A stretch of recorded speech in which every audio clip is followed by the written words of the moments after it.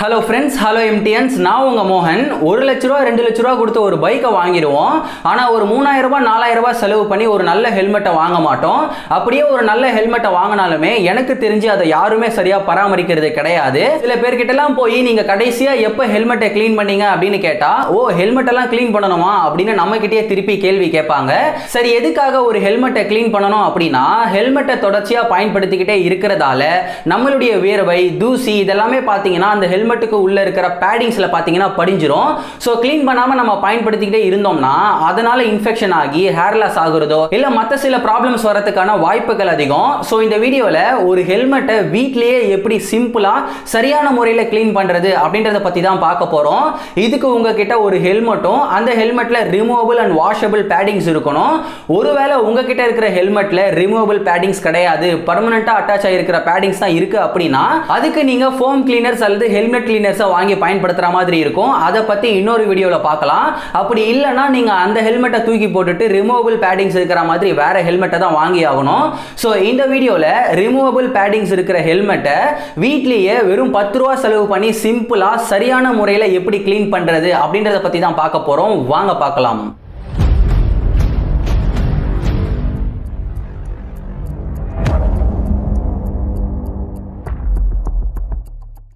First உங்க ஹெல்மெட்ல இருக்கிற வைசரை remove பண்ணி அதை தனியா எடுத்து வச்சிருங்க. அடுத்தபடியா ஸ்கல் லைனர்ஸ் மற்றும் சீக் பேட்ஸை கேர்ஃபுல்லா ரிமூவ் பண்ணிக்கோங்க.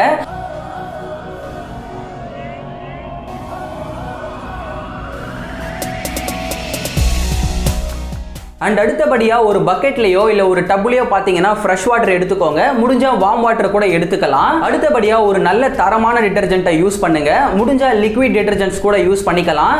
லிக்விட் டிடர்ஜென்ட்டை யூஸ் பண்ணோம் அப்படின்னா ஹெல்மெட்டுடைய பேடிங்ஸ்ல இருக்கிற ஃபோம் அண்ட் ஃபேப்ரிக்கை வந்து அது பெருசா டேமேஜ் பண்ணாது.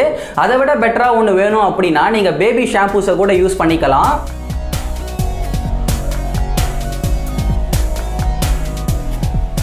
எங்க வீடு மாதிரி உங்க வீட்லயுமே லிக்விட் டிடர்ஜென்ட் இல்ல அப்படின்னா ஜஸ்ட் நீங்க கடையில போய் ஒரு லிக்விட் டிடர்ஜென்ட் வாங்கிக்கலாம். அதோட விலை பாத்தீங்கன்னா 10 ரூபாயில இருந்தே இருக்கு.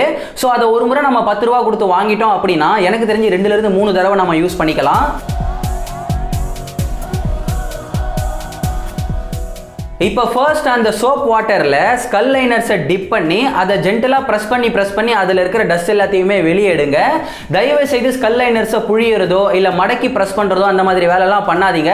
அப்படி பண்ணீங்க அப்படின்னா அந்த ஸ்கல் லைனர்ஸ்ல இருக்கிற பஞ்சு பாத்தீங்கன்னா டிஃபார்ம் ஆகுறதுக்கோ அல்லது அதுல இருக்கிற ஸ்டிச்சஸ் எல்லாமே பாத்தீங்கன்னா பிரிஞ்சு போகிறதுக்கோ வாய்ப்புகள் இருக்கு. அதனால முடிஞ்ச அளவுக்கு ஜென்டலா பிரஸ் பண்ணி அதுல இருக்கிற டஸ்ட் எல்லாமே வெளியே எடுங்க.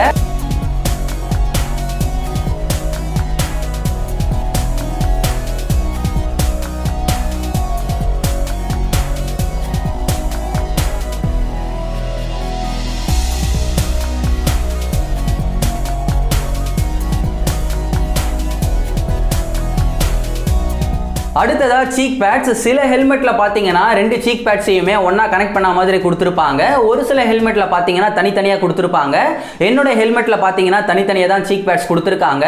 சோ சீக் பேட்ஸையுமே பாத்தீங்கன்னா ஸ்கல் லைனர்ஸை எப்படி க்ளீன் பண்ணோமோ அதே மாதிரி தான் ஜென்டலா பிரஸ் பண்ணி டஸ்ட்டை வெளியே எடுக்கணும். சோ சீக் பேட்ஸையுமே பாத்தீங்கன்னா நீங்க புழியெல்லாம் கூடாது, ஜென்டலா தான் பிரஸ் பண்ணி டஸ்ட்டை வெளியே எடுக்கணும். பெரும்பாலான ஹெல்மெட்ல பாத்தீங்கன்னா நெக் ஏரியாஸ்ல பாத்தீங்கன்னா ரிஃப்ளெக்டிவ் பேச்சஸ் கொடுத்திருப்பாங்க. சோ அந்த ரிஃப்ளெக்டிவ் பேச்சஸ்ல டஸ்ட் சேர்ந்துருச்சு அப்படின்னா அதோட எஃபெக்டிவ்னஸ் பாத்தீங்கன்னா கம்மி ஆயிரும். சோ ரிஃப்ளெக்டிவ் பேச்சஸ் எங்க இருக்குன்னு பார்த்து அதுக்காக தனியா கவனம் செலுத்தி அதை முடிஞ்ச அளவுக்கு நல்லா க்ளீன் பண்ணி அதுல இருக்கிற டஸ்ட் எல்லாமே பாத்தீங்கன்னா ரிமூவ் பண்ணிருங்க.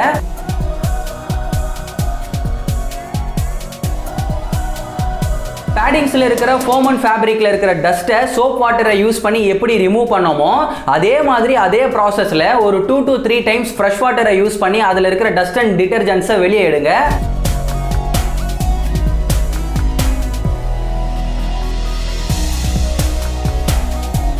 அட்லீஸ்ட் 2 முறையாவது ஃப்ரெஷ் வாட்டரை யூஸ் பண்ணி பேடிங்ஸை அலசுங்க. அப்பதான் அதுல இருக்கிற எக்ஸஸான டஸ்ட்டும் அதுல இருக்கிற டிடர்ஜென்ட்ஸும் ஃபுல்லா வெளியே வரும்.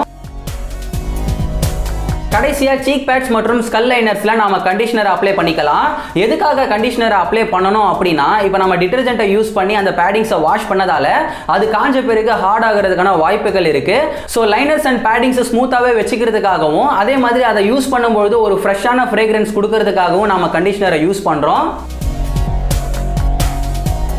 உங்க வீட்டில் கண்டிஷனர் இல்லை அப்படின்னா நீங்க கடையிலேயே வாங்கிக்கலாம். குறைஞ்சபட்சம் அதோட விலை 4 ரூபாயில இருந்தே ஸ்டார்ட் ஆகுது. ஸோ இந்த பேக்கெட் பார்த்தீங்கன்னா வெறும் 4 ரூபாய் தான். கண்டிஷனர்ல ஒரு 5 நிமிஷம் ஊற போட்டதுக்கு அப்புறம் அதை அப்படியே எடுத்து காய போட்டுருங்க. இந்த பேடிங்ஸ் அண்ட் ஸ்கல் லைனர்ஸ் பார்த்தீங்கன்னா குறைஞ்சது ஒரு நாளாவது ஃபுல்லா ட்ரை ஆகணும்.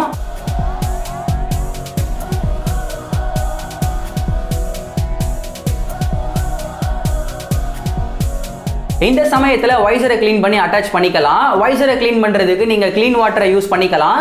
அப்படி இல்லைனா வைசரை க்ளீன் பண்ணுறதுக்குனே தனியாக ஸ்ப்ரேலாம் விற்குது, அதை கூட வாங்கி யூஸ் பண்ணிக்கலாம். அப்படியும் இல்லைனா வைசரை க்ளீன் பண்ணுறதுக்கு ஒரு பெஸ்ட் ஆப்ஷன் என்னன்னா சானிடைசர்ஸை யூஸ் பண்ணி நீங்கள் தாராளமாக வைசரை க்ளீன் பண்ணலாம். நான் இப்போதைக்கு க்ளீன் வாட்டரை யூஸ் பண்ணி வைசரை க்ளீன் பண்ணி அதை ஹெல்மெட்டில் அட்டாச் பண்ணிடுறேன். Skull liners and cheek pads dry ஆன பிறகு அதை ஹெல்மெட்டில் அட்டாச் பண்ணுறதுக்கு முன்னாடி ஒரு சாஃப்டான கிளாத்தை யூஸ் பண்ணி ஹெல்மெட்டை க்ளீன் பண்ணிக்கோங்க. முக்கியமாக ஹெல்மெட்டுடைய இன்னர் ஷெல்லை மறக்காமல் நல்லா க்ளீன் பண்ணிக்கோங்க. இப்போ ஃபர்ஸ்ட் நாம சீக் பேட்ஸை அதோட இடத்துல அட்டாச் பண்ணிக்கலாம். அதுக்கு அடுத்தபடியாக ஸ்கல் லைனர்ஸை அட்டாச் பண்ணிக்கலாம். இந்த பேடிங்ஸை அட்டாச் பண்றதை பொறுத்த வரைக்கும் பெரும்பாலான ஹெல்மெட்ல பாத்தீங்கன்னா பட்டன் டைப் கிளிப்பிங்ல தான் இருக்கும். ஸோ அதோட பொசிஷன்ல கரெக்டாக நம்ம கிளிப் பண்ணிட்டாலே போதும், பேடிங்ஸ் எல்லாமே கரெக்டாக அட்டாச் ஆயிரும்.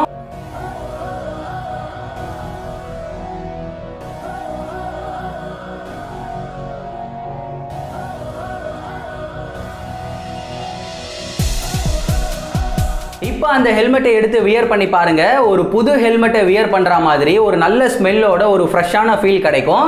ஓகே, இந்த வீடியோ மூலமா ஒரு ஹெல்மெட்டை வீட்லயே எப்படி சிம்பிளா சரியான முறையில் க்ளீன் பண்றதுன்னு உங்களுக்கு புரிஞ்சிருக்கும்னு நினைக்கிறேன். இந்த மாதிரி டிஃப்ரெண்டான யூஸ்ஃபுல்லான வீடியோஸ் பிடிச்சிருந்தா like, share, comment and subscribe பண்ணி நம்ம எம்டிஎன்ஸ் ஃபேமிலியில ஜாயின் பண்ணிக்கோங்க. அடுத்து இன்னொரு யூஸ்ஃபுல்லான வீடியோஸ்ல உங்களை வந்து பார்க்குறேன். கர்மாவை எதிர்பார்க்காம உதவி செய்யுங்க. மற்ற எந்த விஷயத்தை செய்யறதா இருந்தாலும் கர்மாவை எதிர்பார்த்து செய்யுங்க. லவ் யூ எம்டிஎன்ஸ். நன்றி.